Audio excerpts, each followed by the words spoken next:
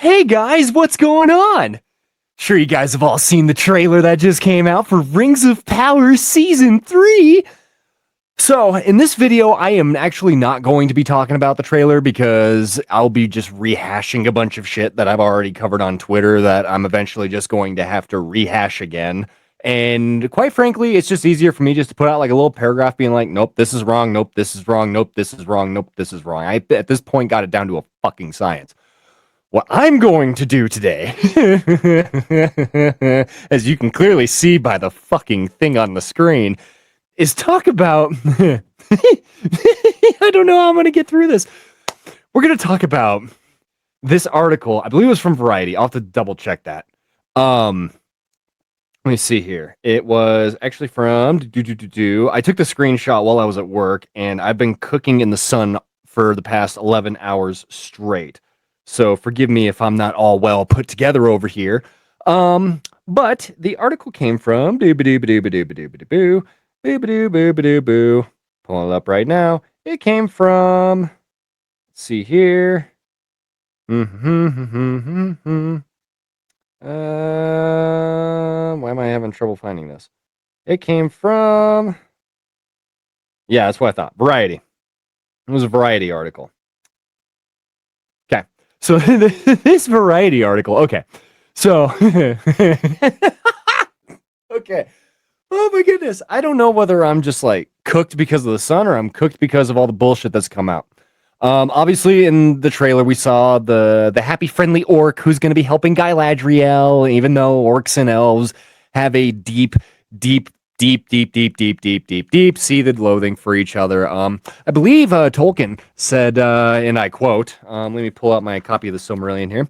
He said, let me find it here. I'll just go to the index real quick, make it a lot faster.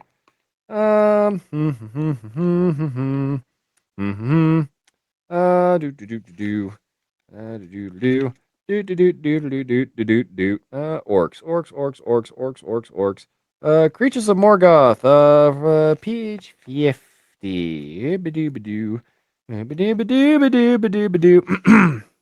Okay. For those unhappy, the darkness counsels Melkor. Oh yes. Excuse me. And thus did Melkor breed the hideous race of orcs in envy and mockery of the elves, of whom they were afterwards the bitterest foes. Anyway, we're moving on. I'll touch on all that shit when I decide to tweet out more about the trailer, probably later on tonight or maybe tomorrow at early afternoon after I'm off work once again, because I work pretty much non-freaking stop. But anyway, this Variety article. During the Rings of Power Season 3 presentation at San Diego Comic-Con on Friday, it was revealed that Simon Pegg will voice the Balrog. Okay, first of all, the Balrog shouldn't even be in the show. Shouldn't even be in any adaptation of the Second Age. Period. Shouldn't be there. He's asleep under the freaking mountain. The dwarves have no idea that he's there. The elves have no idea that he's there. The only reason why they included him was to get some Jackson iconography into the show. That's the reason why they ditched their original concept for the Balrog and went with the one that was in Jackson's trilogy. That's the only reason why they included him in there. He serves no purpose to the story whatsoever. It's a complete bastardization, once again, of a very notable character, albeit this character doesn't have any lines in the book, has no dialogue in the book. He has a very famous fight with Gandalf, and he drives the dwarves from Moria, Khazad-dûm at the time. But they're apparently giving him a voice actor. Now, in theory, I don't really have a problem with this. If it was, maybe if we were watching an adaptation of the First Age, and we could see like how evil and demonic the Balrogs were, and they were like talking about all the evil deeds that they were going to do, or maybe they were like scaring the hell out of somebody they caught and enslaved and angbanned, like something like that, Okay, fine. I'm cool with that. Not in the Second Age, though, because the Durin's Bane shouldn't be anywhere mentioned at all in this show, but I digress. It was revealed that Simon Pegg will voice the Balrog, a hulking magma monster that will help Sauron forge the One Ring. Okay. First of all, Sauron needs no help forging the One Ring. He was a student of Aule. He's an incredibly brilliant craftsman. I'd put him in maybe number 3, number 4 all time in all of Middle Earth. Feanor, Telkar, Celebrimbor, Sauron would probably be my top 4. Actually, maybe Sauron would be 3 because Sauron technically did teach Celebrimbor ring lore. I digress. Okay, doesn't need any help forging the One Ring. And if you look at a map of Middle Earth, I'm going to find it very curious how the Balrog is going, how he's going to be in Moria. If you ever seen a map of Middle Earth, you'll see what the problem is here.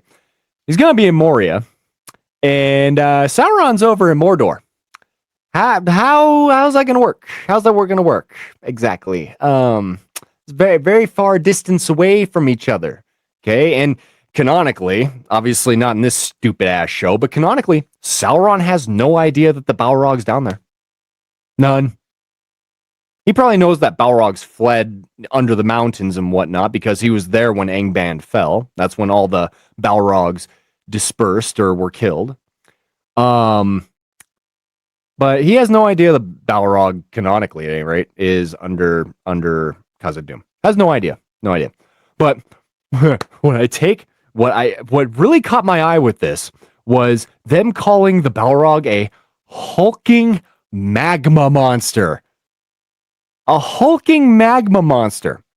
So, for those of you who may not have read Tolkien, okay, and maybe you've only seen the Jackson films, or maybe you've seen some artwork here and there of Tolkien's Middle-earth, okay, I could maybe forgive you for thinking that he's a big fire monster, a big magma monster, okay? What the Balrog really is a embodied spirit of fire, okay? That's really what he is. He is a corrupted being, a corrupted Maya, okay? And he is not just one. There were several. I believe it was 7 or 8, and they were all led by a Balrog named Gothmog, also known as the Lord of the Balrogs. But they are spirits. They are the same kind of spirits that Gandalf is, that Saruman is, that Sauron is, that Radagast is, that Melian is. They are all spirits of a lesser tier than the Valar, and the Balrogs in particular were corrupted by Melkor. Now, something else to note, just a nice little side tangent for you. The sun that's in the sky is stewarded by a Maya named Arian, who is one of the Maya that Morgoth, Melkor, was looking to corrupt, but he couldn't corrupt her, and he was terrified of her. And had he corrupted her, she would have been another Balrog. There's your brief, very brief explanation as to what Balrogs are, okay? But here's the thing that caught my eye, right? So a lot of these news websites, your Varieties, your Hollywood Reporters, your Colliders, so on and so forth, they all get their talking points from the studios. Which means there are people working on a Lord of the Rings, quote unquote, project who think the Balrog is just a big old hulking magma monster, guys. Have you guys seen the Jackson trilogy with a big magma monster? Let's say that magma monster is actually Sauron's magma monster, and he helped his master create the One Ring.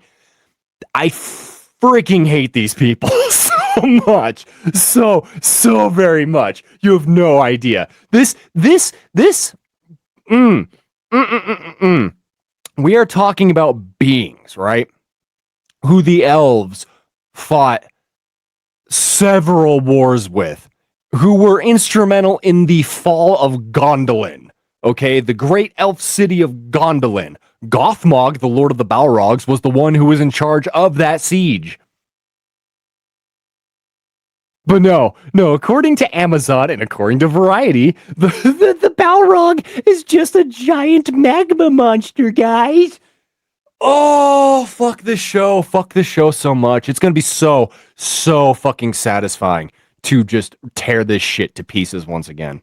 And judging by the trailer, it's gonna be more just fuel for me. It's just going to be sustenance for me just to tear this thing to pieces, because I, unlike everybody who sucks off this show and everybody who worked on this show, I actually love J.R.R. Tolkien's works. I appreciate J.R.R. Tolkien's works.